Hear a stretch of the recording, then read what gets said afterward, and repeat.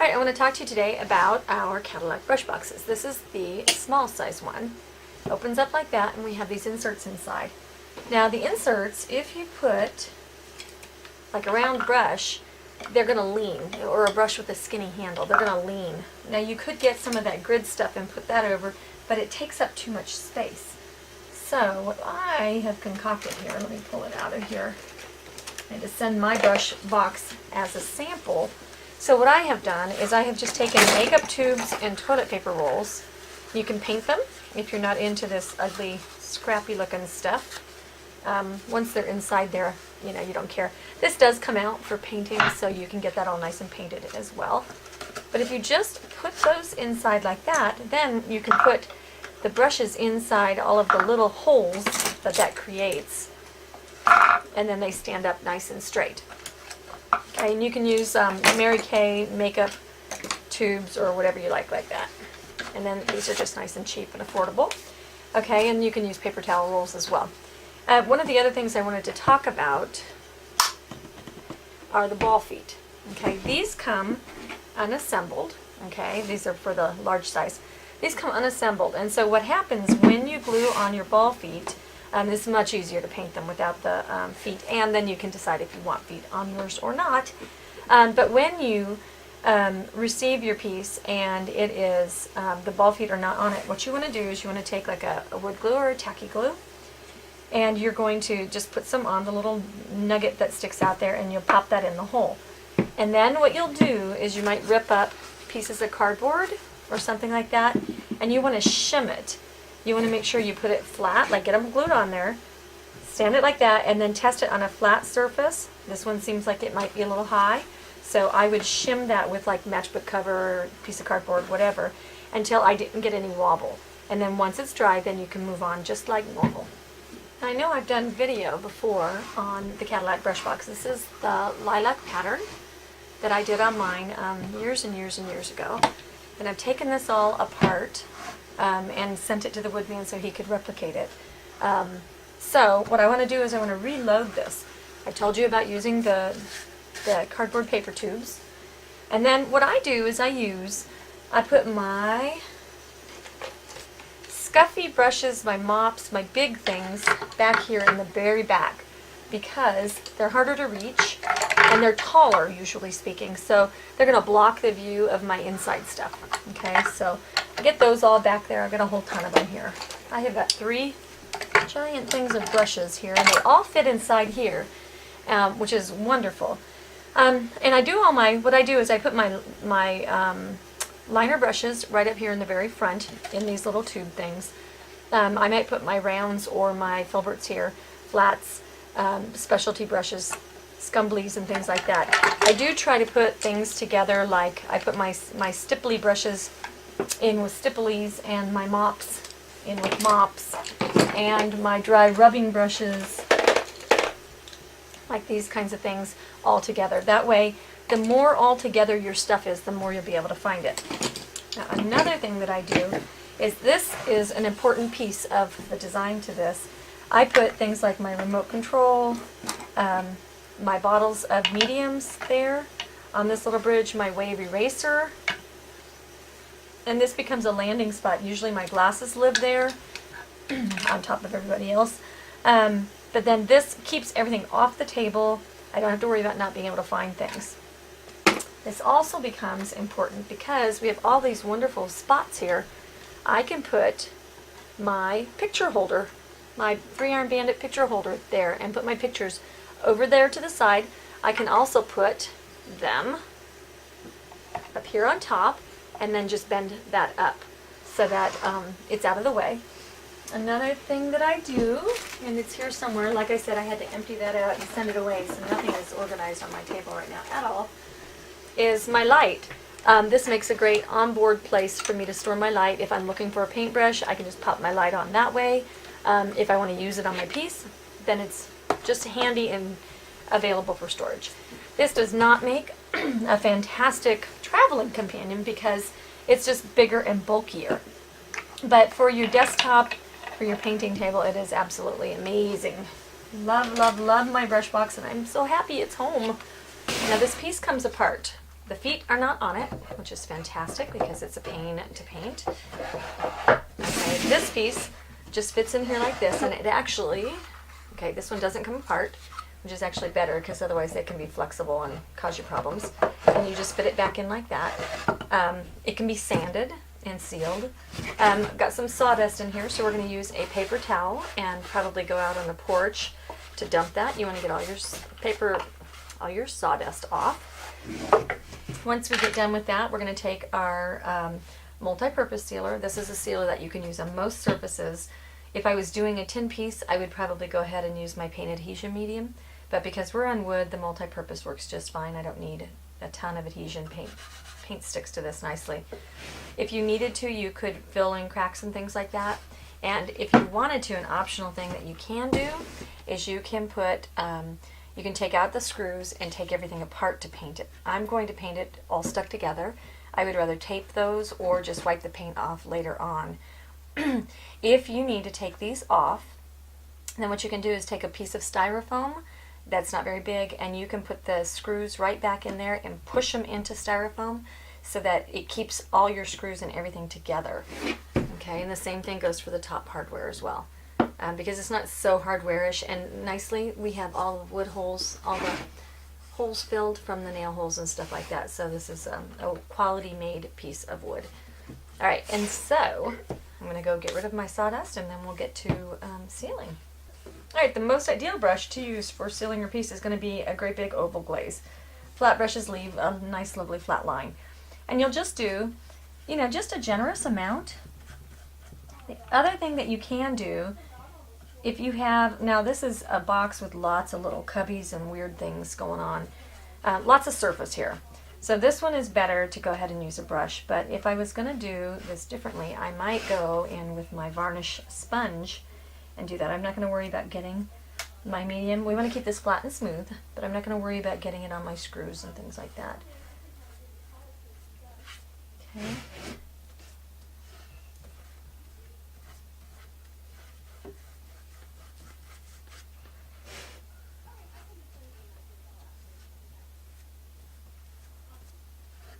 Okay, so we're just going to go ahead and do all of the surfaces nice and even and smooth. When you get done, you'll sand everything. We'll talk about that in a few minutes. Okay, we want to be careful about dripping over our edges. We don't want edge drips. Okay, this is one of those fantastically wonderful moments where you sit there and you say, how can I get my brush down in here and not be stabbing to death over here? This is where we bring out our cattail sponge. We roll it in our paint. Okay, this is like a classic. This is the most awkward angle. And then you just put it right there in the corners. And you just rub a dub-dub. It's got a nice long handle.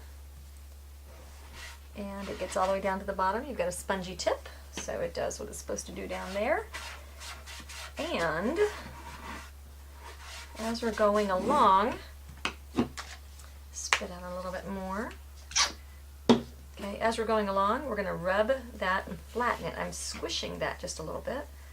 And we're going to use this to do all of our rounded edges and not have a big bleed over issue. All of our cut edges, I guess you'd call them. What would you call those? Okay, and as long as you're not too soupy, and even if you are, you just give it a couple swipes. This I want, anytime you have a cut curve, whoops, so you want to be able to see that. Anytime you have these cut curves right here, then you want to make sure that you get good sealer on that, because that is where the grain is going to raise, is on those cut across the edges section. Okay, so make sure that's done well. Wipe off my excess. This is just so much nicer than doing it with a brush. This part anyway. Not too much bleed over, and just go and give it a quick clean up wherever it does. I don't know if the technical term for this is called bleed over, but whatever it's called, we don't like it. So make sure that we get everything done. Okay. Now the other thing that you can use this for is to get into those corners and edges here. Okay, that's a real nice way to get into those. But for these inside areas where you just cannot get your brush in there, these are brilliant. Alright, so now we are all nice and dried, and we've got our raised grain. These are fantastic sanding discs that are double-sided. There's one grit on one side and one grit on the other, and they are labeled. This one's 80 and 100, and I think this is like, it's on the website, maybe 200, 240, something like that. This is going to be the finer, so I'm going to go in with, and you can feel the difference. This isn't especially raised, but I think this is a little bit more so than this. So I'll give it a couple of swipes with my 80, flip it over to my 100. Yeah, that's nice. We don't want, the key to sanding wood is we don't want it so smooth that it's like glass. We want it smooth so that you have a little teeny bit of texture. And then you can sand in between your first coat of paint, and that will give you an even nicer coat. And adhesion as well, so you won't end up with ridges and things. Okay, spend a little more time where things need it. Okay, make sure you're dry when you're sanding, otherwise you'll be defeating the whole issue. And if you spend a little bit of time, I harp on this just a little bit.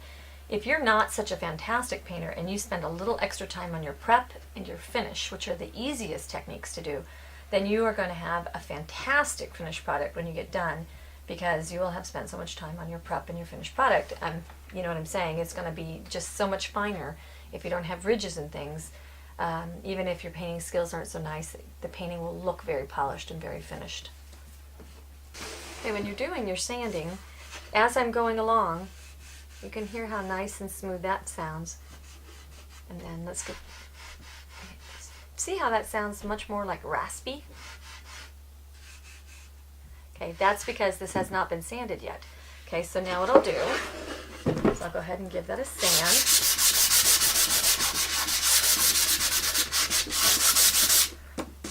Okay, we give it the second sand. You can hear just the difference in what it's taking off. And, yeah.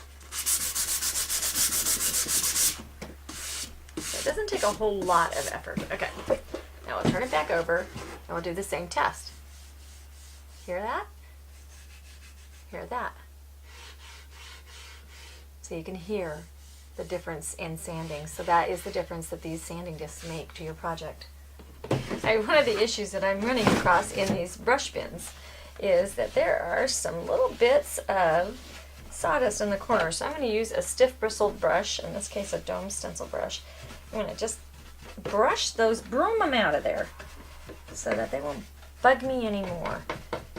That's better. So, you know what, sometimes your brush is not just used for painting. Make sure you get all your sawdust out of that before you reuse it. Okay, as I'm getting ready to base coat the inside of this thing with my deep burgundy, the brush goes slow, and the brush is going to give me all kinds of fits. So I'm going to get out my nitrile glove, which is just a chemical proof glove. I don't want to have to wash red paint out from underneath my fingers. Either wet or dry. This is a varnish sponge or a base coat sponge. We're just going to dip this right in our paint, nice and flat.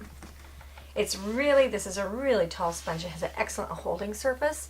So actually sometimes you can get by with basing things without getting your hands all dirty just because it's so nice and high.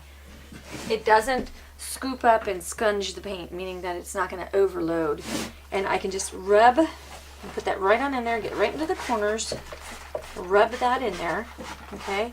What I can't get, but see, what's nice about this, I don't know if you can see inside there, I didn't get to my corners because I don't have any paint on the corner pieces, but what's nice about that is it's flat, and I don't have a bunch of scooped up paint in there.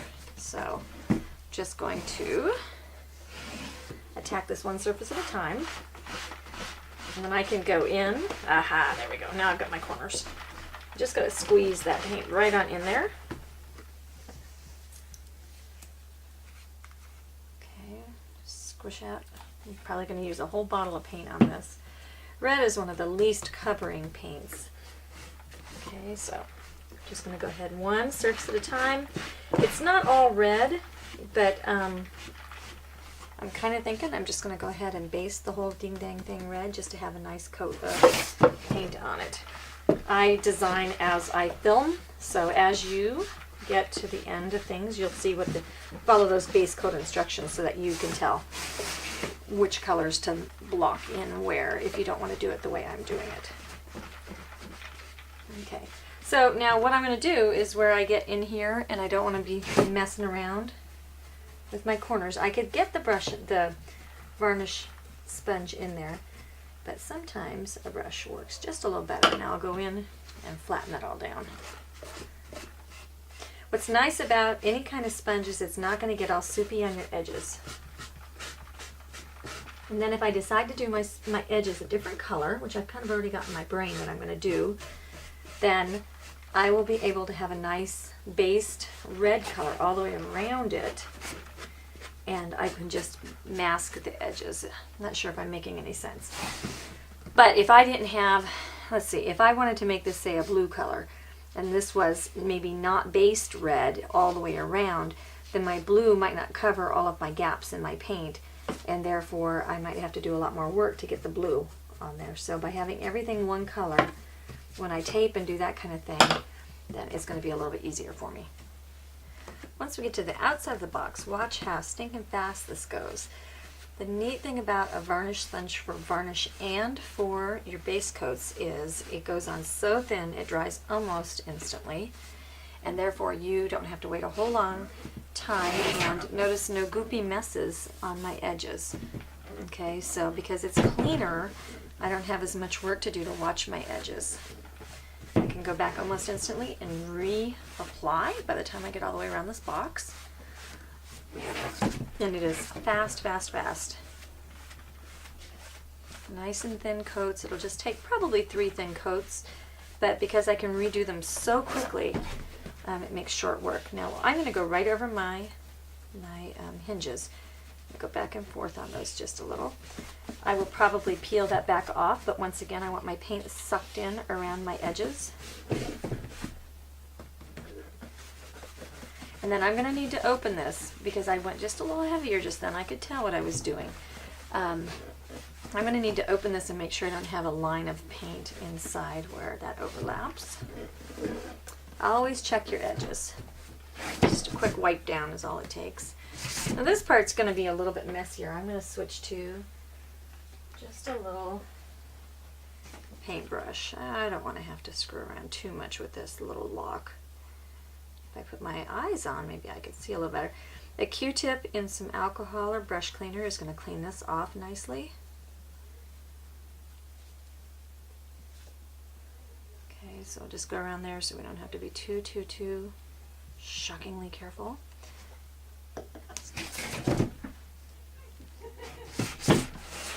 Okay, so we're just going to go around the details with our brush so I don't have to be too careful.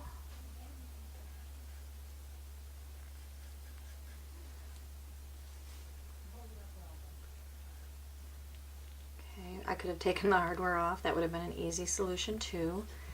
I honestly think that my secret is Patty the Tool Queen doesn't have a screwdriver up here, so I think that might be my excuse for that. Somehow or another, screwdrivers walk away bad around here. I'm not sure what happens. It's not like we spend all day long taking things apart or putting them together. Just never seem to have one when I need it. I think it's because my husband still is hanging around. Okay, now I've got to do that open thing to make sure that I'm not, and I'm going to be stuck together because things are wet. Yeah, just as I thought. Got just a little bleed through.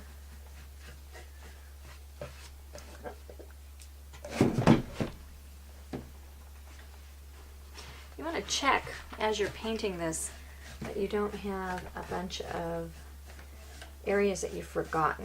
There's so many surfaces on this piece that it's easy to forget an area. Okay, and if you don't let it dry completely, then you're going to get, look how awful this looks right now. It's just a terrible thing. It's all just blah, orange, red. Okay, once we get a couple coats, it's going to be nice and deep burgundy. But you want to be careful to check all your surfaces so that I noticed in here, got my fingerprints. Ah, there it is, up there. Check all the angles. Okay, one more time with our cattail sponge. This is where this tool shines. Okay, we got to get inside here. There's just no way on the Bloomin' Planet to base coat the inside of a box as easily as this. It is the tool that you pull out when you go, oh my gosh, what will I do? Anyway, so this just makes short work out of an awkward space. They'll last you about forever. I mean, not really forever, but it'll last you a pretty good long time, as long as you don't scrape them up too bad when you're doing it. And then while I've got this out and I don't want those fuzzy edges, I could either use this tool or I could go back into my sponge. Is actually doing a little bit better job because I can tap it. When you can tap paint on, it doesn't lift off as you're stroking, so it makes it just a little bit nicer base coat. And I probably can do another couple sides here. The key here is to figure out where things are wet at. Okay, so I know they're not wet there.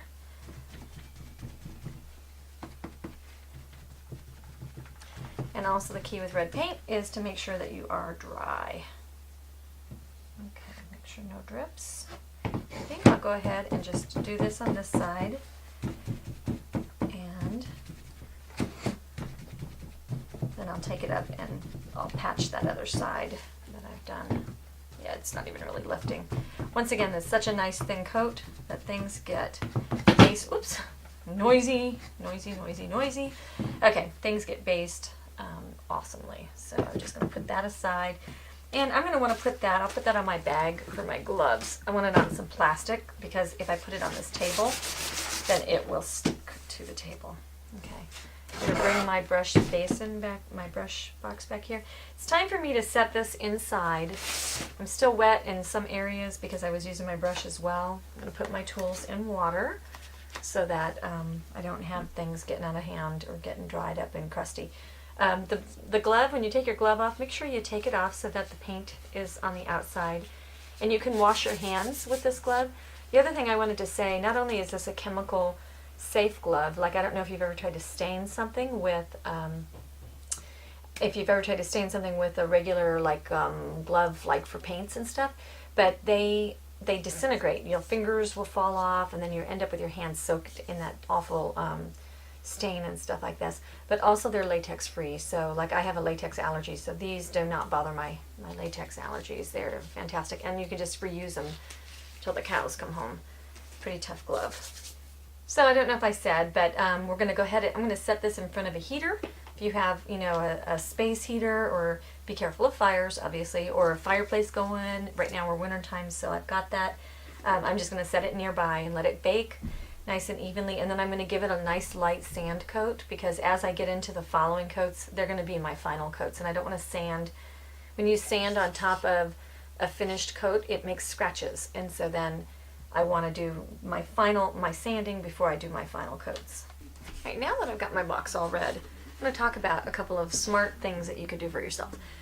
We are going to be laying this down on the table, and you can see my table's messy from painting. And I'm going to be setting it onto its surface here. One of the things that can happen to you as you do that is that you can get scuffed paint by laying it down and around. And as we're painting on each side and yada yada, then this is going to be a problem. It's going to ruin some of our work. So what I'm going to do for the bottom is I'm going to go ahead and just give my, I'm going to do my antiquing, and I'm going to give it a good varnish of paint.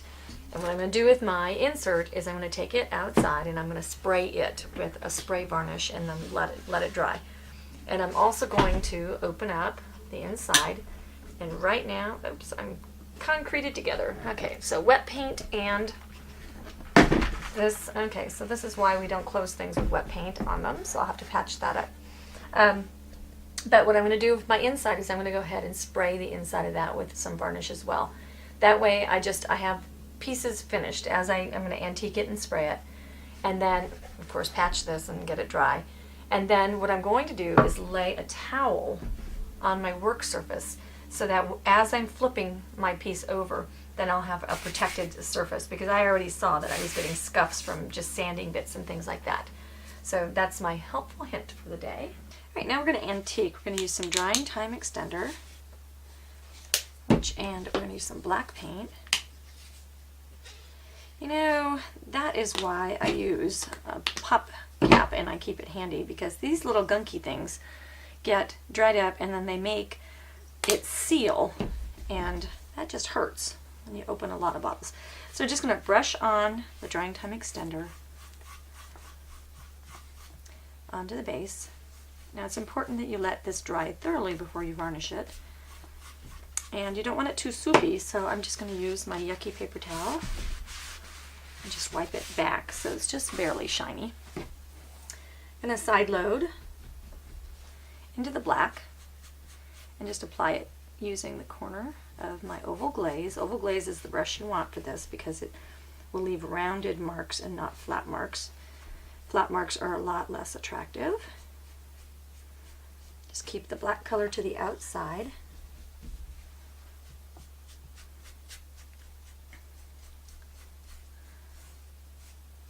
Okay, now what you can do is you can take out a mop if you want to, and you can mop from the inside out to the edge, and that way it'll pick up the paint and you can actually walk it back out and leave some of that. Okay, so that makes it nice and soft. But you can also do, wipe out your brush, keeping the black to the outer edge. You can also just kind of slip slap it, wiping your brush out as you pick up black paint. I kind of like a choppier look and then maybe a finish with a mop. You can wipe it back out of the middle if you get too messy. You can actually clean the whole thing off with your drying time extender. So the idea is to soften that color. Okay. And now we take our mop, which we'll clean off on our wet spot of our paper towel, and then I can clean up the innermost edge of that color. Now one of the things that this brush keeper will do is keep your brushes from getting real dirty when they're sitting out in the open. So the nice thing, a lot of times mops will have like a ton of dust and dirt and grit and grime in them, and this will prevent most of that. Okay, and anything that's harsh, clean it off on my paper towel and dry it over here. I can now go into that inner area, staying out of the darker area. Nice, I like that. Okay, so do you see that just softens and makes a nice glow going around it. It actually makes the center area seem much, much brighter. Okay, so I've got the bottom varnished and dried. Now I can start doing my work on the box.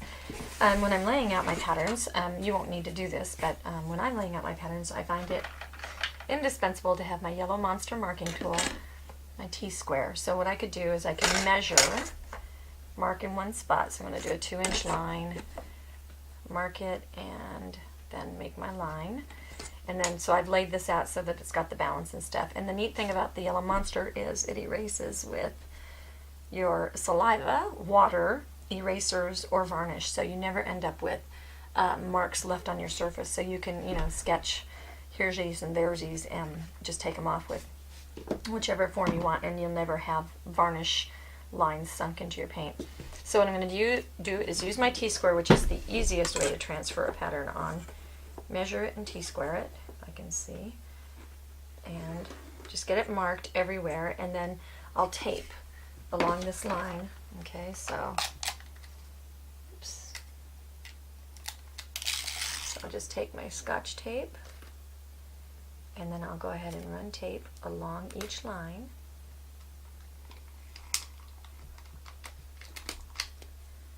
Okay, and press it down really good.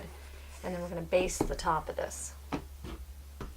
Alright, so I've got me all taped off. I'm working on my paper towels so that I don't mar up the surfaces.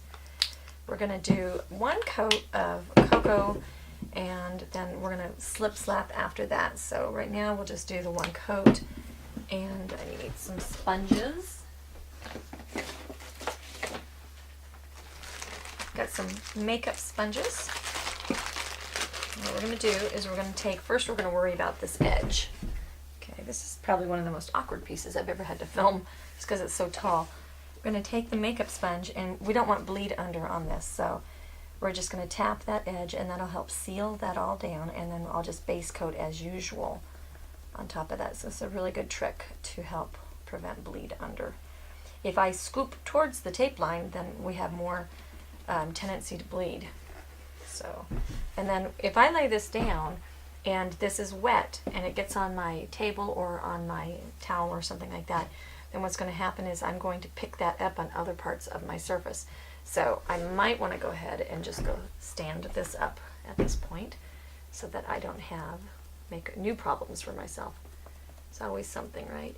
And you might want to go ahead and tap this paint on where the crease line is, where the box opens. That way you don't have bleed into your case, and you'll follow that around across the top.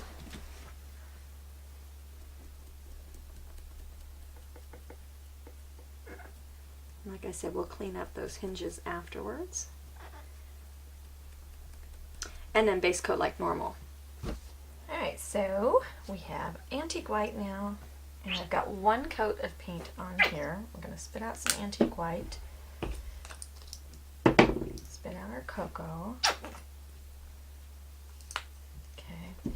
Now what we're going to do is we're going to slip slap this next one. I'm going to dirty my brush into a little bit of each. Okay. If this was wet, it would all be blending, but I don't want it too blended. Don't want it too white. You got to kind of strive for a middle of the road. Don't want it too smooth. Okay, so we're just going to kind of work our way across it. If it looks too much like just one color in the middle right there, then it's not going to be very interesting animal skin.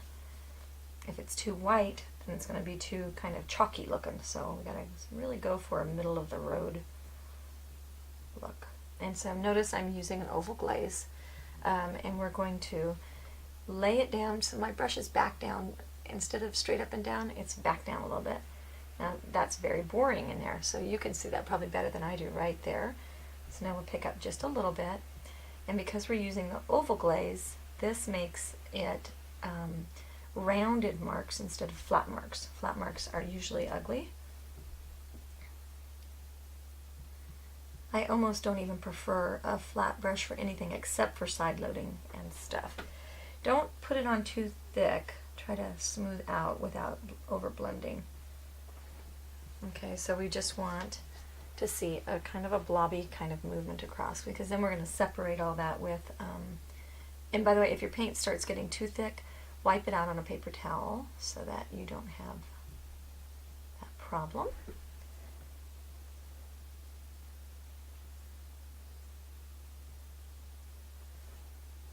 Okay, we can add a little bit more here and there if we get, too white. I use my paper towel to blend off. Okay, so that's one side. Now we're going to do that to the whole top surface. Alright, so the next piece of our puzzle of our leopard skin is going to be that we need to put in our spots. We make our leopardy spots. So we're going to use a filbert, and we're going to just kind of randomly fit together a puzzle.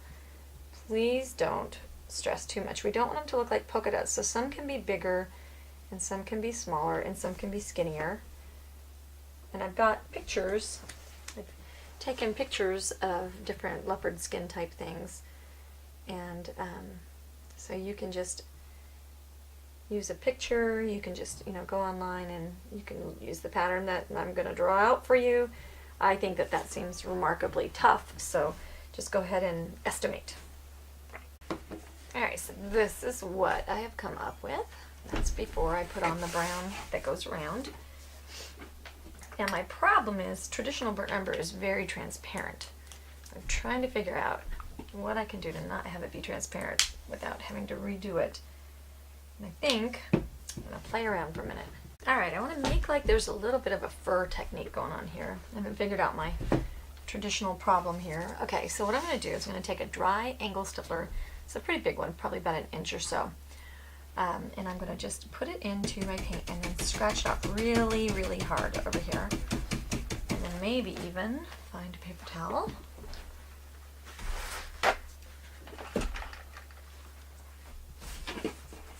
And go ahead and wipe it off on the paper towel. And what I'm going to do is create just kind of like a fur kind of look. Can load into these areas where just kind of a scratchy fur kind of an effect. Very, very, very scratchy. here and there, not just necessarily along the bottom.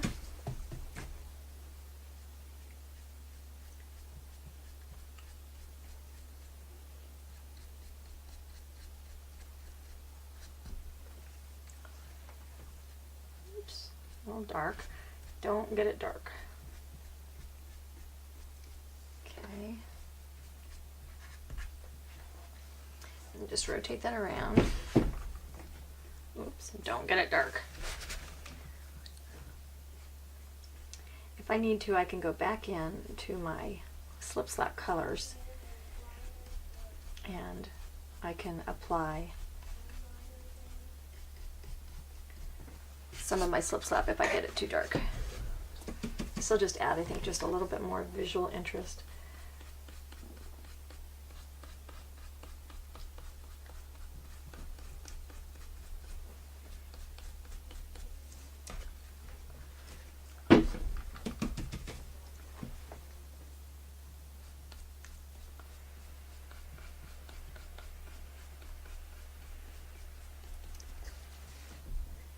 Next, what we're going to do is we are going to go ahead and take our traditional burnt umber, and we're probably going to have to do it twice because I just can't think of how to get a better concealing black or brown out of things. Do not get it too thick, because if you get it thick, you'll have lumpies all over everything. Now I'm going to use my little example here, and we're going to notice some things. We don't totally outline every single thing, okay? We leave open spaces. We dot things, we do 2 sides, we do 3 sides, we do 1 side. It's all very random. Okay, so, and we're going to use a round brush, and we're just going to kind of slug away at it and make sure you're just really an uneven kind of thing going on. And then you can balance it out later, so don't feel like you have to get there all at one time. And we're going to have to do another coat, so you can add more or less interest. If you need to shave something off, say that maybe this blob right here got too big, I'll line on top of that blob. And then if I need something to grow, I'll line outside next to it so that we can close up some of our spaces. Just random, not much paint skill needed here. Remember, you're going to do it twice. Not thick. I'm getting mine too thick. It's real tempting to want this to have to cover all at one time. Okay, so I'm just going to be patient and repeat. Alright, as I've gotten my random animal print pattern done, what we're going to do is go back, and I don't think they're going to have to all be redone because I like that some of it is transparent, but I want to just reinforce some of them. So I'm just going to go through and just touch the ones that just need to be deepened. They're just way too washy. And this actually didn't take as long as I thought it would because I was being very random. So try to be very random when you're doing this. Okay, and then I think we might also want to go through on just a couple of them here and there. Let's see if we like this or not. I think we'll go through with a little bit of black on a couple of them. I'm just going to put in that little bit of depth here and there. Okay, I think I like that. So first we'll do our brown, and then if you need it deepened, then you can go in with a little bit of black in a random place.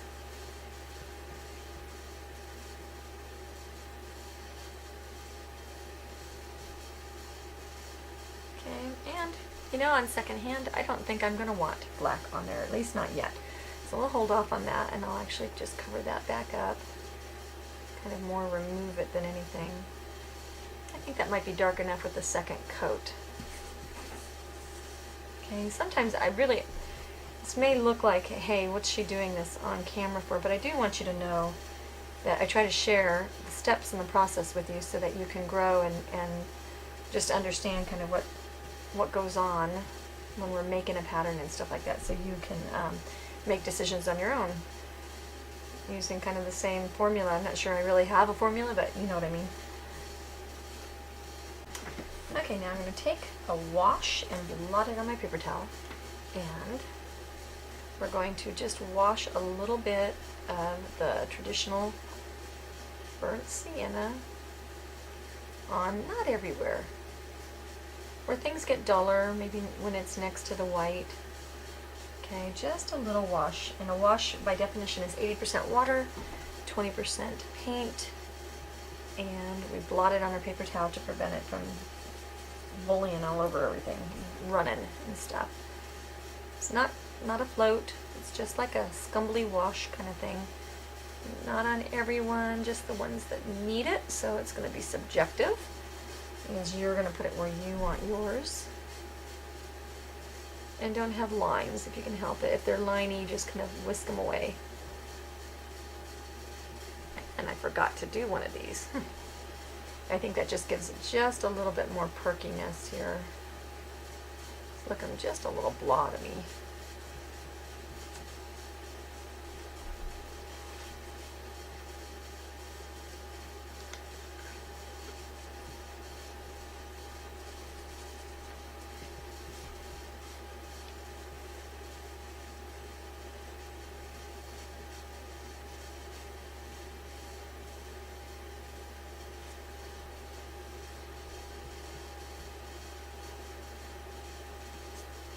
Blot with your fingertips.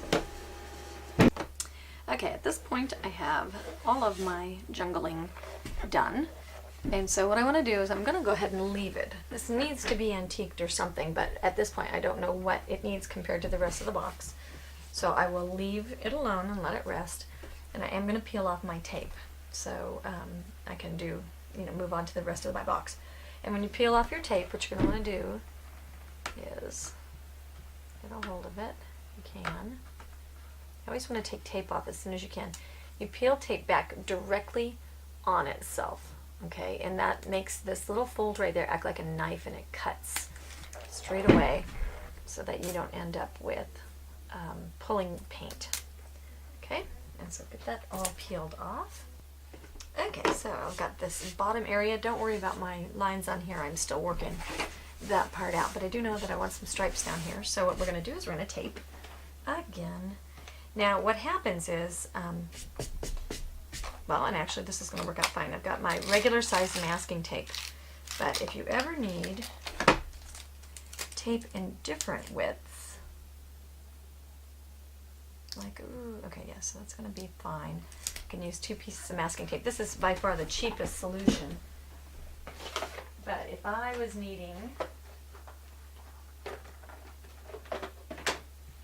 tape in a skinnier width, I thought we were going to need something skinnier than that. That we do make, or we do have the tape, we call it stretchy tape, that fits into skinnier areas. Like for instance, if I was taping off this area instead of the wider area, then we might need to get some skinnier tapes going.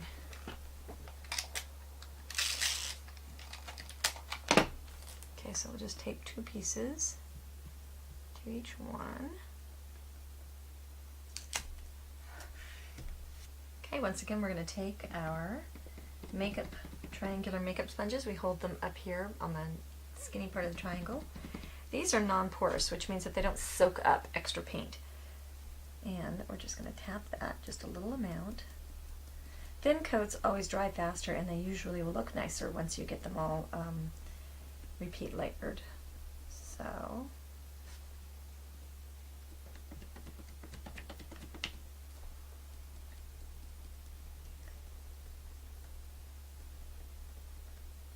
and shouldn't I have put a piece of tape across the top? Oh boy. Okay, every now and again, because that's white and I didn't even think about it. So we'll get that fixed right up. And I'll just patch that other stuff. Okay, it's like almost an optical illusion.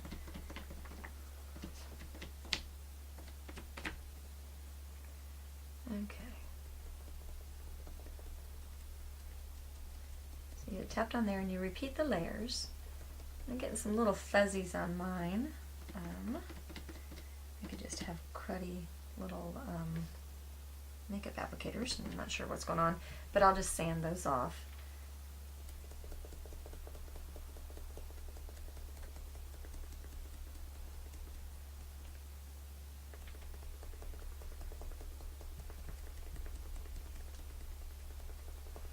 We'll repeat as soon as they're dry, which is quickly because we didn't do heavy coats. And as soon as they're almost dry, this one's dry, this one's not quite. Okay, as we get ready to make our lines, get out my yellow monster and our T-square. We're going to make our line across. Just give it a line, and then you'll want to do, after you do your stripes, you'll make your other line. We're going to tape it on the top and the bottom. It's the same step we've been doing earlier. We'll tape it and we'll tap on. The color is bleach sand, and then we'll do our checks afterwards, and I'll show you that part. I don't think I'm going to show you how to do the bleach sand part because I think you probably get it by now. Alright, as we're going to make our checks, what I like to do to make my checks is, I don't like to measure very much, so I'm going to use a 1/2 inch brush. I'm going to pinch out all the water, and it needs to be a 1/2 inch brush in fantastic condition, okay? We're going to load our paint. Let me get you up here. I've been at this all day long, so I have got a mess on my table. Oops, too far. Okay, so what I'm going to do is I'm going to flat load my brush into my paints. And I don't want any of these saddlebaggy things on either side of my brush, so I'm just going to flat load both sides so that it's flat, no visible ridges are on my brush. Okay. So now what I'm going to do is I'm going to do all of these, and I'm going to guesstimate my spacing, okay, but I want to have an even amount, so I've got to be a little bit careful as I get to the end. I'm going to go in the half, okay, and I'm on this rocky thing here, okay, in the half, set my brush down straight up and pull without any pressure. Now if I don't come all the way to this edge, that's not a problem. You could put a piece of tape there. Okay, depending on how serious you are about messing things up or not messing them up. I am just going to clean that up when I flip to the other side. What happens is when you put your brush down, you can get a really decent flat line. When you get to the end, you usually will get a blurble or a yucky little thing like that. So what I do is I do all of the strokes this way, and then I'll do these here, and then I'll flip it over and do the other side, and I'll show you what that looks like. Get a couple of these on here. Okay, so I get it pretty close. And then I'll flip over my piece. Oh, I didn't do the top row. And then I'll just clean up that line coming this direction. And that also serves to give it a second base coat. Okay, and that gives me a clean line here. A clean line here. And I shouldn't have flipped it over so quickly before. It gives me a clean line at the top. Okay, that is how I get a nice clean edged check. And I don't care if they touch or don't touch. It's a visual trick. Your eye is never going to see it, and if it does, then maybe some Valium would be in order. So anyway, just go ahead and estimate them. If you have to have them straight and nice and tidy, what you can do is get a 1/2 inch ruler. Hang on, that is... I have jammed my compass together. I don't know how I did. Okay, so you can take your half-pipe compass and you can measure it. Okay, and then you put your measurement at the end of the other check, and you make your measurements all the way along, and then you don't have to actually measure things. So if you are somebody that wants to measure something, then you can do it this way with a compass instead of using a ruler and actually measuring. Okay, before I get started, and I've got a few spatters from when I did this white stuff. I could put a wash of red over that, but I think it's not going to matter in the end, so I'm not going to worry too much about it. I'm going to put out some black paint. I'm going to put out my extender. I'm going to do this before I go to lunch because the extender takes a longer time to dry. And I'm going to go ahead and I'm going to tape off this band, because if I don't, I'm going to get it all dirty. I just know that I will. So I'm going to tape that off. And it's nice and dry. You're going to make sure that things are dry. So if you've just done your band, you won't want to tape over it. This will make a nice crisp line right there. Okay, so now what we're going to do is we're going to use our big Got all my brushes sitting in paint, in water. Shame, shame. Okay, blot that out. Gonna go ahead and wet this whole entire thing, just like we did on the bottom. And I think we're gonna wanna spatter as well, so we'll do a couple things here. Virus database has been updated.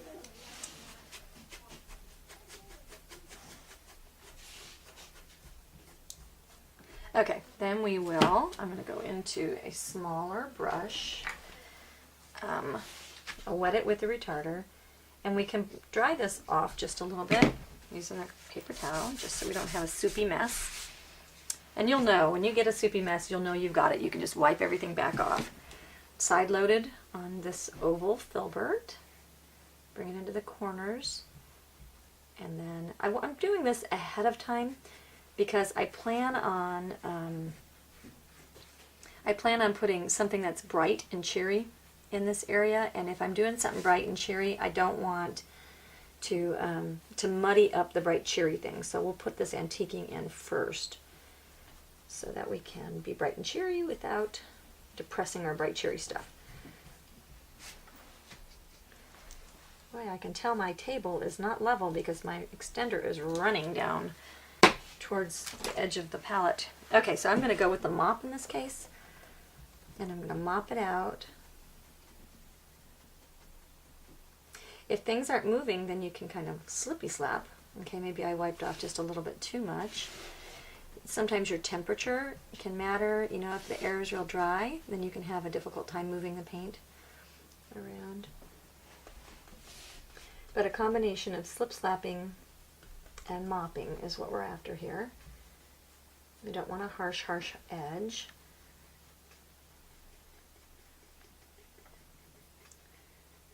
Okay, and so, you know what, it's behaving okay, but I'm fighting with it, and I think for a learning lesson, let's just show you. I've got some extender on here.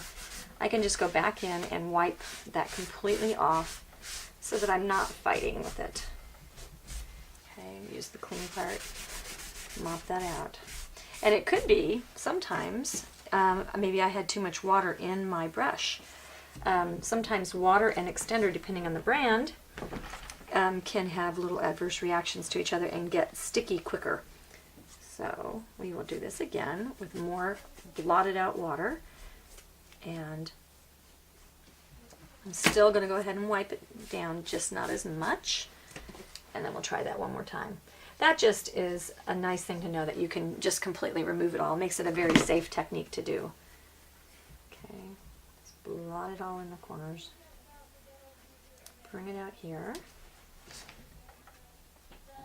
You know, I try to show, when I make these mistakes and things like that, I try to show those as well as the good stuff I do, because everybody messes up. Everybody has things that are tricky for them, and I think it's more beneficial for you to know that than it is for me to hide it behind an editing screen.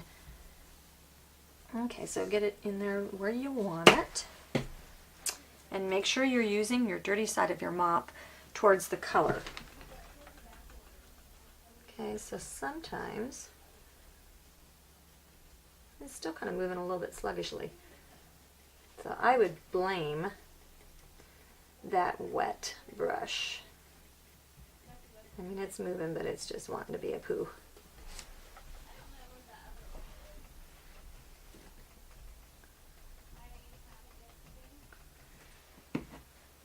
Okay, so just continue mopping.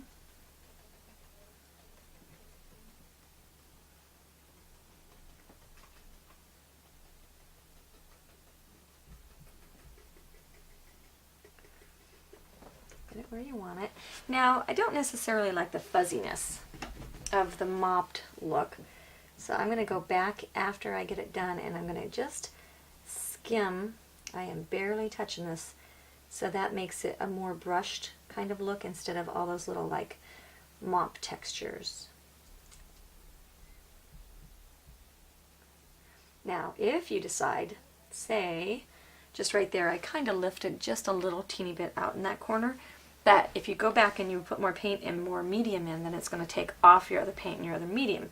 So what I would do in this case is I would go ahead and let it all dry, very dry, then put your medium back on top, and then you can put more of your black in there. So that is the technique. I'm going to do all of the sides, and you want to let it dry completely before you move on to the next step. Okay, one of the last things we're going to want to do is we're going to want to spatter in this red area only. Now what we have to do is we have to mask. So when we mask, we just take something to hide that. And so we're going to take our black color and we're going to add water to make it be a really washy wash, like real inky. And I'm using a filbert comb. It's we call it the White Wonder. And I'm going to use a heavy handled brush like my stencil brush. So see how much heavier that handle is. You always test spatters off on your surface. And I'm going to go ahead and spatter. I want it heavier around the edges. So I'm going to spatter specifically. If I want it to be exclusively in an area, I'm going to anchor my handle brush, and then I can get that really, really exclusively in that area, in that region. If I do it way up high, then I get like a snow effect. So if I want it way down here, I'm going to anchor it, and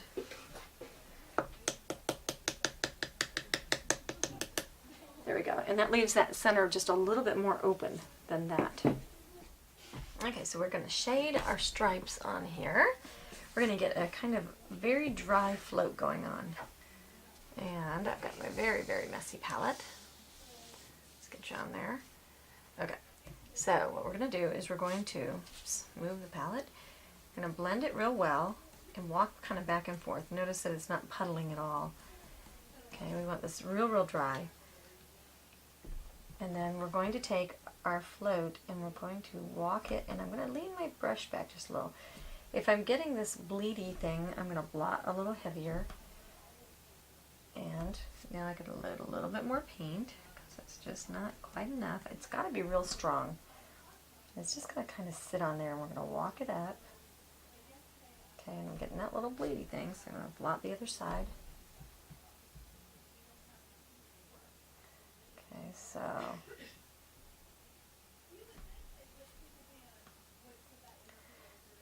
alright, so just walk it up, go about an inch or so, and then you can go back over the whole thing and then blend it in with your brush.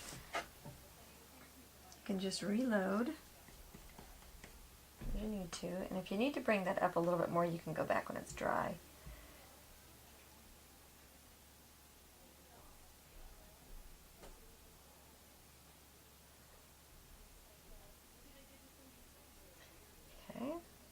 And then what we're going to do is we're going to do the middle ones with another color, but we'll get these ones done first.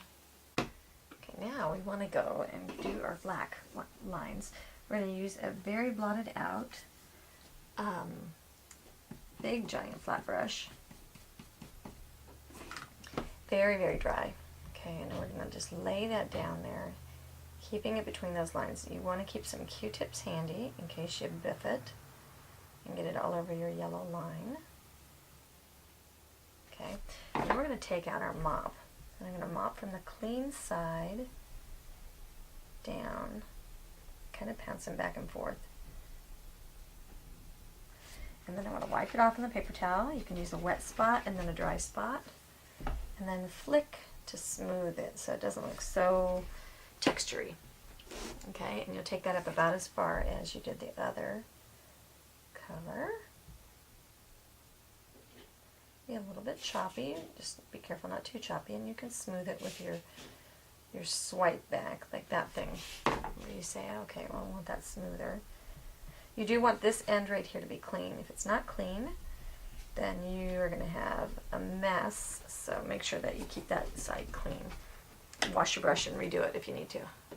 Alright, now we're going to take some Marigold and Patty's Favorite Dry Brush and just kind of get a little bit of very dry paint. We don't need to load this real juicy because we're going to use Feather Light Touch. We're going to flick on a paper towel, and we want to just set down just feather light skimming in the middle, taking off before we get down here into this other color, deepening it in the middle.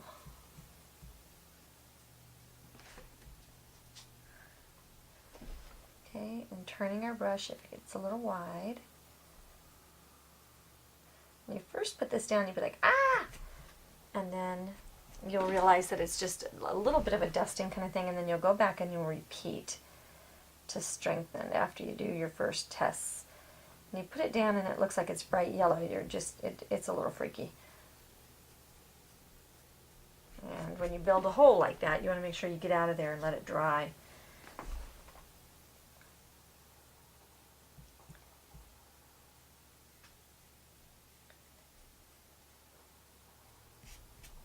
Use your fingers when you need to. I'm going to go back down here so you can see how this works. Just build a little bit brighter right in the middle so you'll cover less ground. There we go. You can start seeing that. I'm not sure what I'm going to do up here yet, so we'll just play this one by ear. A little longer.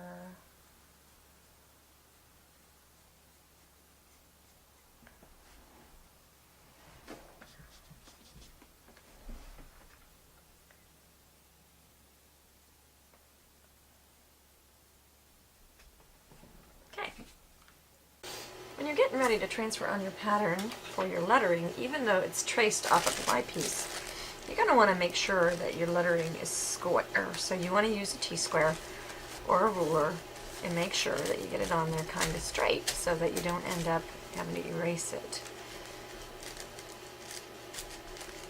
Okay, so it's a nice little proofing tool. There we go. Okay, I can like that.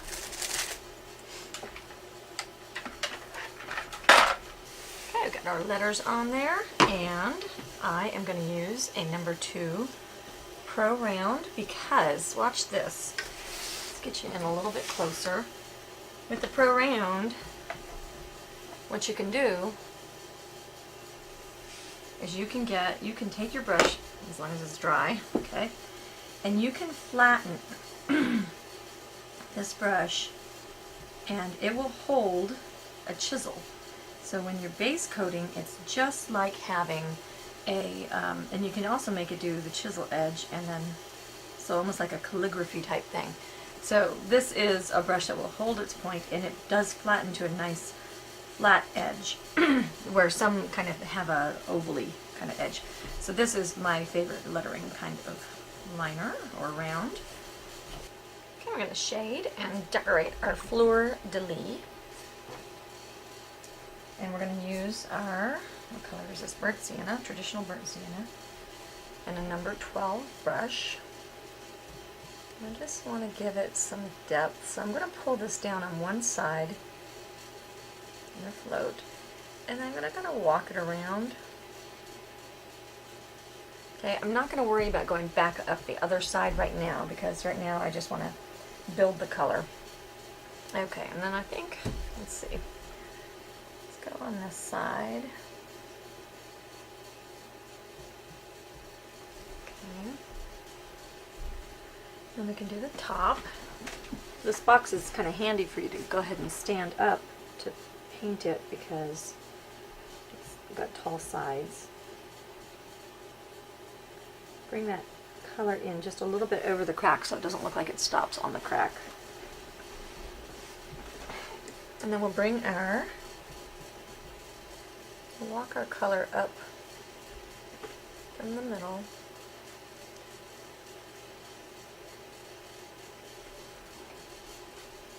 And then I think, let's go ahead and shade the ends here.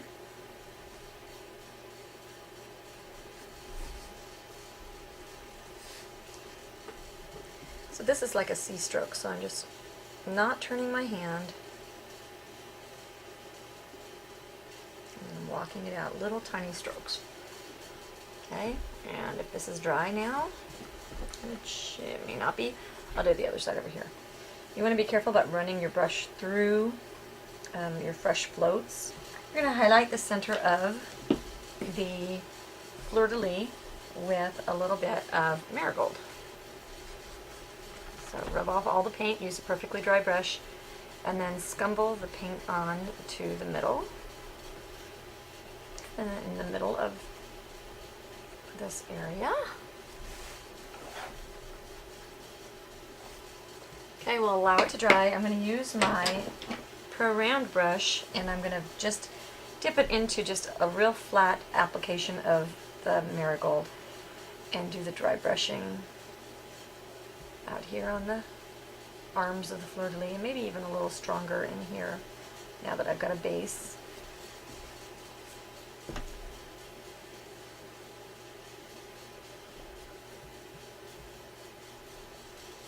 Keep it on the piece, that would be nice, huh? And we can even, now that we've got this base, go in the middle, add a little bit more texture. This is very dry, very tickly, not a strong application. Straighten this wonky mess out.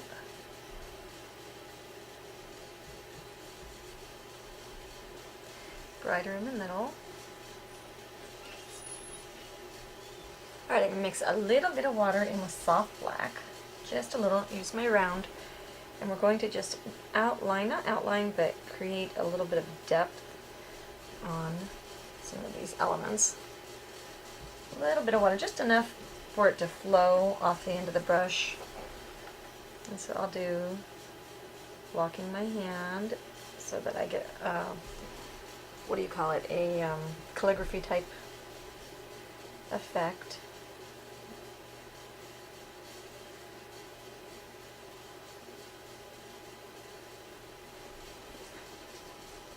I go on these sides of the elements.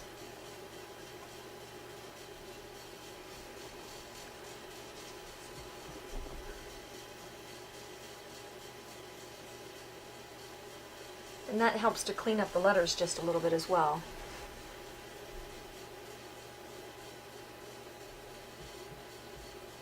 Just by going on one side, it gives it a little bit of a tilt too, which I like. Get this underneath here. Okay, are we happy with that? A little bit more over here. Yeah, I think that's pretty good. We darken it up just a little bit.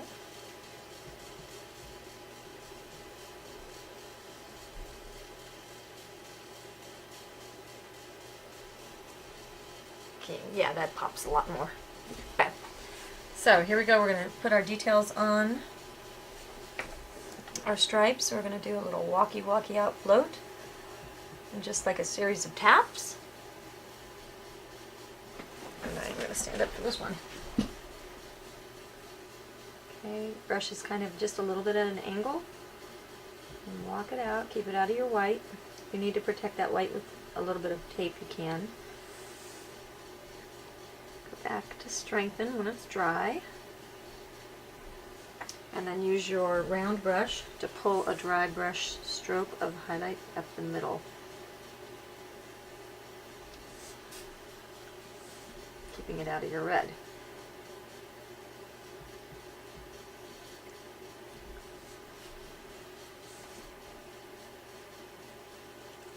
Repeat to brighten it if you need to.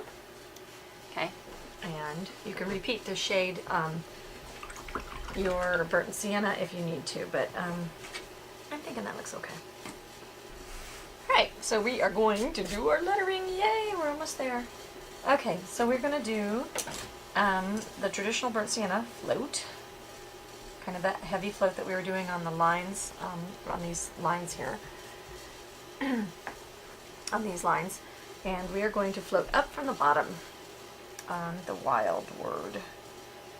It's got to be a little bit smoother than we were on the line because we're going to bring this up quite a bit. Now we can dry rub on top of this, and so we can establish with this color and then dry rub to make it smoother. I'm going to bring this pretty much up to about the middle of the letters. The nice thing about being on top of this red is you don't have to worry too much about being real neat with this color. So if you go off the edge, it doesn't really, whoops, unless you go off the edge with strong color, it doesn't show so much. Okay, and that can use a little tap with a mop brush because that's just not smooth at all.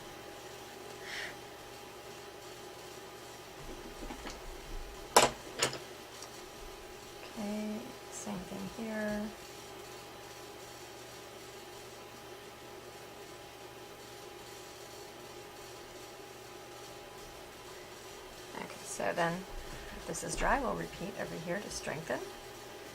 When we repeat to strengthen, we don't take it up as high, but I think I want this up a little higher or up here. So repeat down here and then walk it up.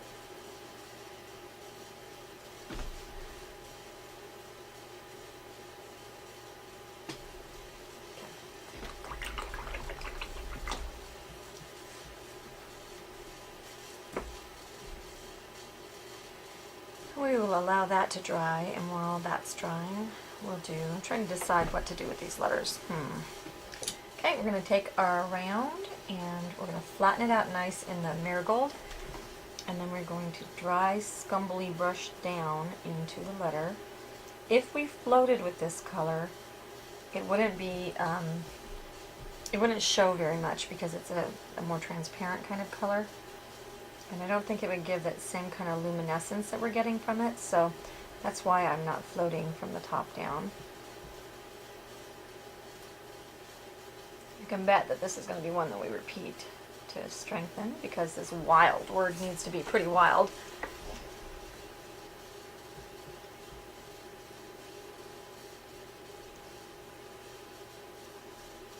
Just reload as you need it.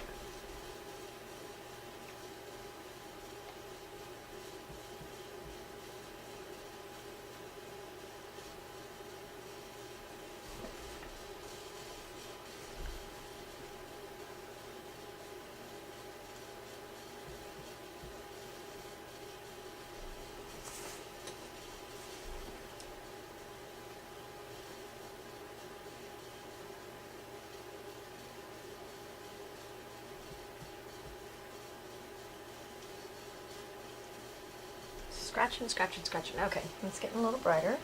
Now we'll go back on the same letter so you can see what we're doing just at the top. Just at the top, right up there.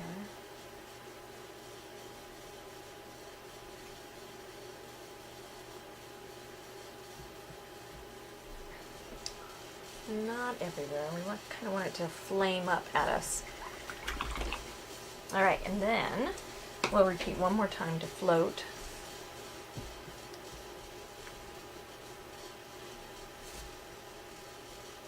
And strengthen and smooth.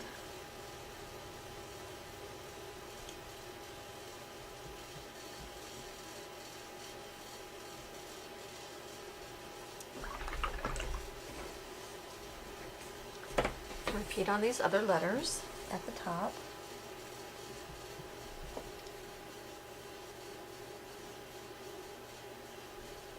Not quite as much work on the little letters.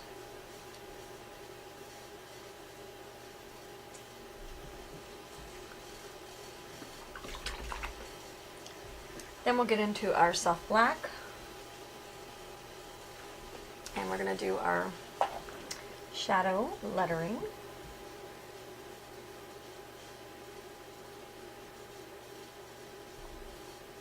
I think this really punches the letters or the details when you do this.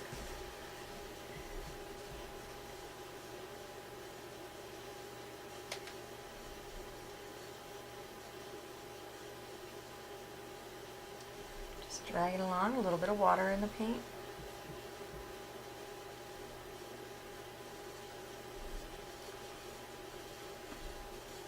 And go back and fix things if you find you've messed something up.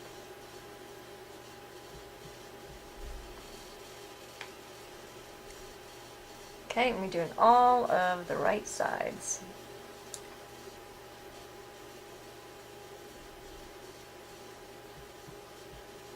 And calligraphy style, so we lock our hand and we don't turn our brush so that we get that thick, thin, thick thing that you get when you do a calligraphy stroke.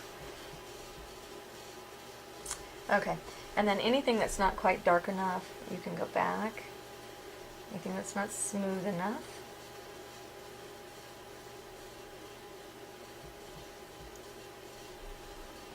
yeah, I like it. Okay, I'm wanting to keep these letters toned just a little bit more down because this needs to be the wild word. So I'm not going to shade it, and I'm just going to do a center detail using a liner brush, or a round brush, sorry. And I'm going to do these dot things that get bigger in the middle. Just to give it some details. You want to keep a point to your brush, so when you put it in the paint, point it up, roll it in the paint. And make that dot be a little bit bigger.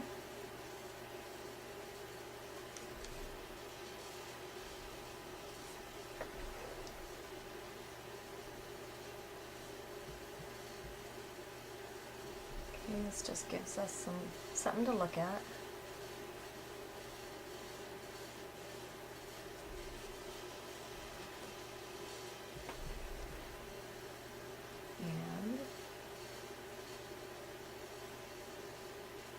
A little bit more depth to our letters. Let's reserve judgment on the little letters, okay, before we do this, and let's just go ahead and give them their shading and see if they're actually going to need more stuff. So, my ferrule's all wet. So I've got the soft black again. I'm not going to do this as bold because, of course, they're smaller letters.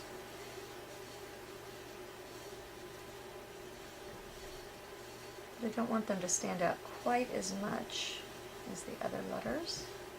I still want them to have some detail.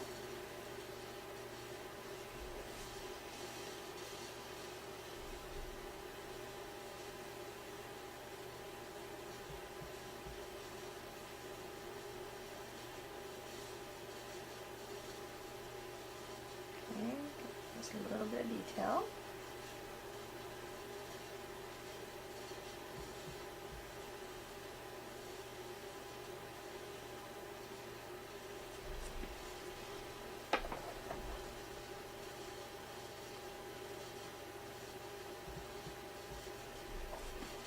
And we'll go ahead and do the gone while we're at it.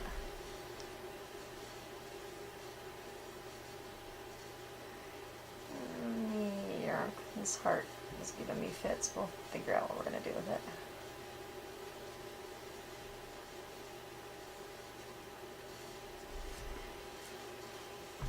Okay, I think I can like that. I think I made a bloody mess out of my R over here.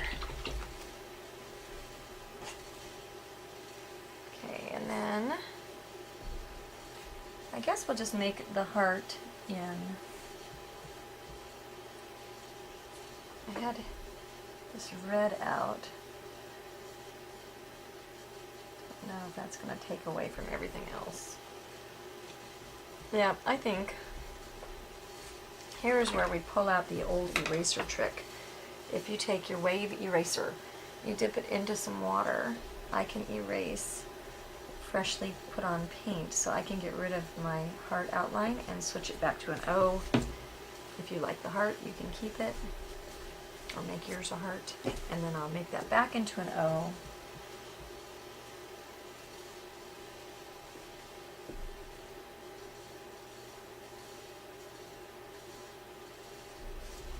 I think I have. Do I have the wrong color? Nope, I do. That was cocoa. I'm not. There we go. Get those letters gone, the drop shading, and ta-da. Now the artist has gone mad. Or wild, sorry. Okay, I think I like that. I think we'll leave these as a little bit less defined. Okay, we're going to take our burnt sienna, our traditional burnt sienna, and we are going to shade up here on our top and sides of our leopard skin. Not too dark, just enough to warm it up. We got so red with the rest of the box that it seemed like it needed a little bit of punch. Working on top of the paper towel or a cloth or whatever has been just a brilliant idea with all these sides, and kept everything from getting too messy. So I do highly recommend that. And I at some points forgot not to blot on that, which was pretty funny. So I'm painting without realizing I'm painting on the sides. Okay, Always finger blot when you need to. Okay, and I guess we'll attack the top as well. Just a little bit of punchy color.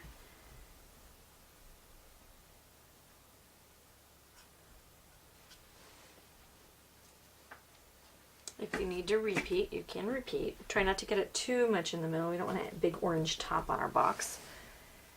Just a little bit of something. We're going to a 1940s dress-up dinner tonight, and I'm wishing that I had a hat that was just like the top of this box. A nice little cheetah or leopard print hat, pillbox hat.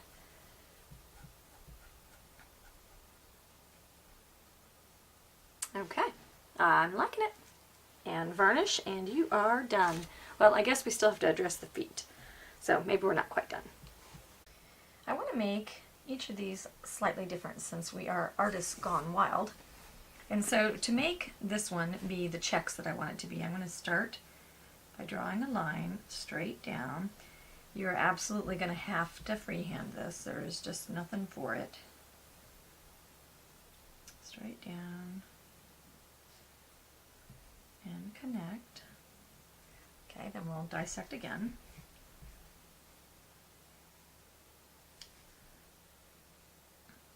Just gentle with the pencil, don't forget that it erases. And we're going to go over the top here.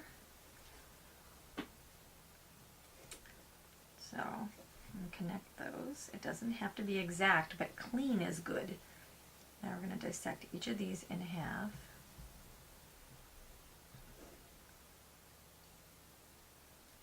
This is really easy to do. It looks scarier than it is. Okay, final one. Okay, and then we want to somewhat estimate where, let's see, we'll give ourselves a check. Checks are a little bit easier to do if you give yourself short lines, okay, or lines on a circle. So let's go ahead and just give ourselves small, even sections. Okay. I'm wondering if I'm going to need one more division. Yeah, I think I'm going to. Okay, so one more. Although then this one is a little bit smaller in size. A nice thing also is nobody will be able to see all the sides at one time, so you don't have to worry about being exact. Okay, this one grew, so we're going to dissect that one. Change the arch as you get near the top. Okay, this one's small. And then when you're doing your checks, you're going to have to work kind of methodically because you want to make sure that you get them every other one. And then if you end up with an uneven amount, then what you simply do is hide that one to the back middle inside section there.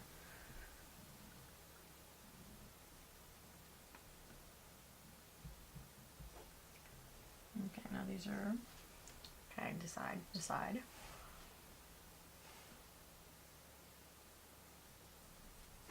Yep, I'm just going to have to, I can close this one up a little bit and then divide this one. Make them all just a little bit smaller.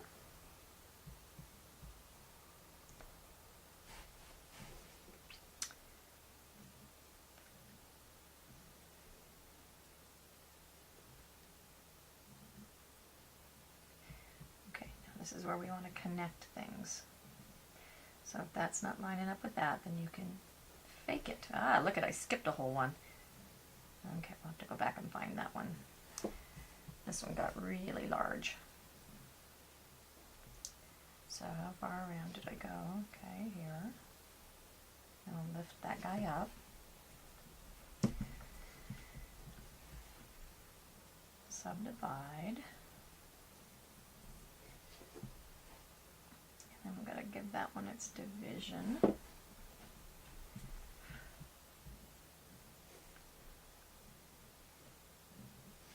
Alright, where do we meet? Okay, something floated. So much for easier than it looks, huh? Okay, so I would split the difference there. This one kind of, whoopsie, floated. Okay, let me see where I'm at. Okay, you're here. You're here. I think you're just extra. That's what I think. Okay. Now what we're going to do is take our, probably our little pro round brush, and we're going to get into, I'm thinking soft black. Flatten, flatten, flatten. Okay.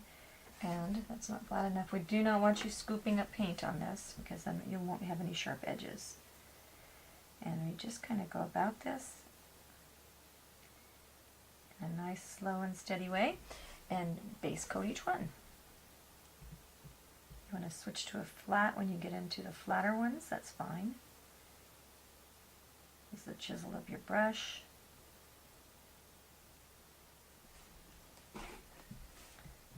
And just work your way around this puppy.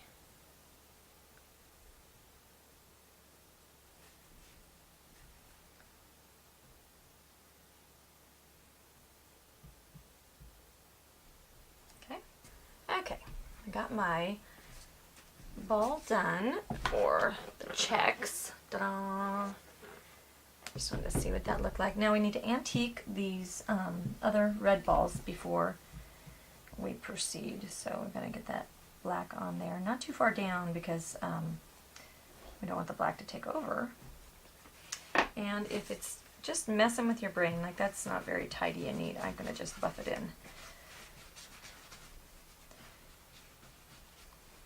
Okay, and maybe buff it in with a cleaner brush. Yeah, blend, blend, blend.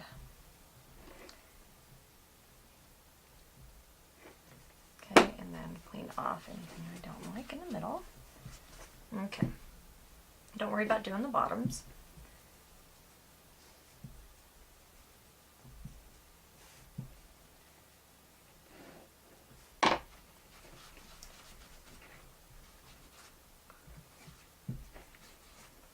Okay, I've got a couple tools here that are going to help us with this next one. We want to get out our yellow monster.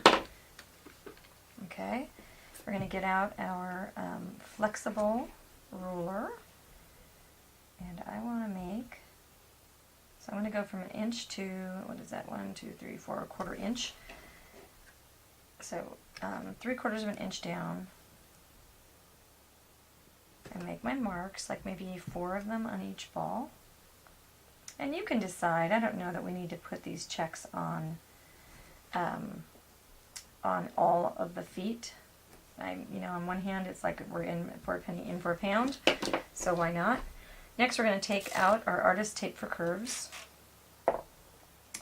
and we are going to start at one of these, and we are going to pull this very tight, and this stretches.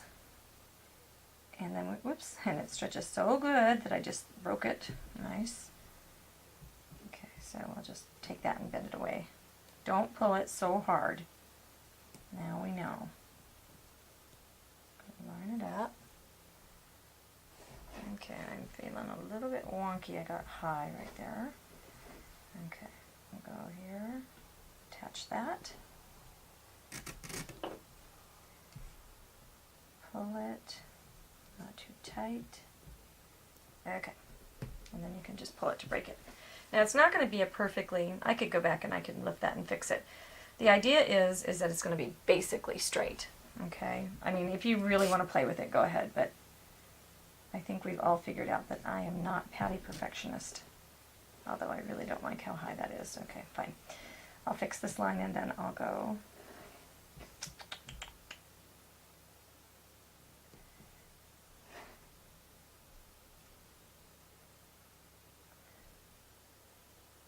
You've got to curve it. Try to follow your eye along this, and then I'll tell you if you're getting high or low. Nope. Wondering if I measured wrong. Okay, bend that up.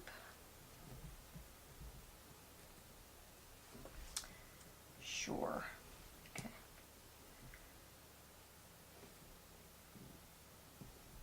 Okay.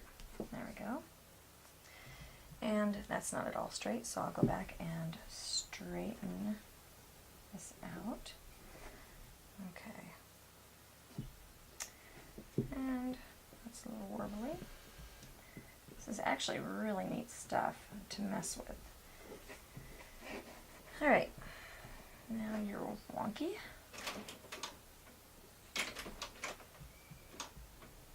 Okay, so what we're going to do next, we want to use one of our makeup applicators, but we're going to use the other end of it because I don't want to get white all over this. I wonder if I could cut it, but I could. Cut off some of this, that's what I think I'll do instead. Okay, now I've made it just a little bit thicker right there. And then I'm going to take this and just tap it around. I don't know if you've ever tried to paint a circle on something round like this, but it's almost impossible. So while the tape technique seemed a little bit weird, it's way easier than trying to paint a straight line on something round.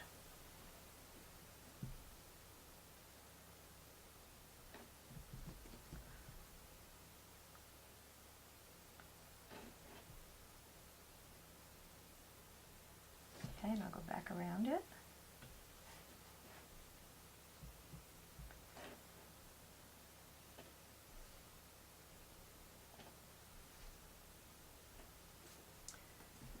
If you're dry. Okay, now we've got stuff on there. I'll get that with the eraser. Okay, then we'll peel off our paint, our tape.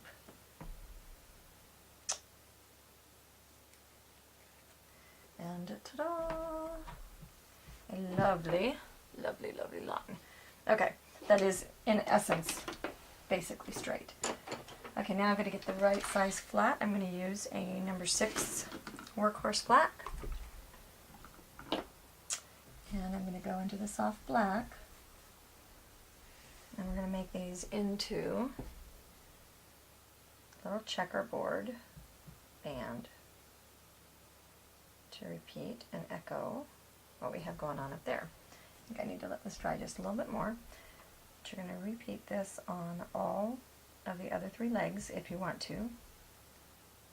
Wasn't that much easier than trying to make a straight white line that you base coat and yuck.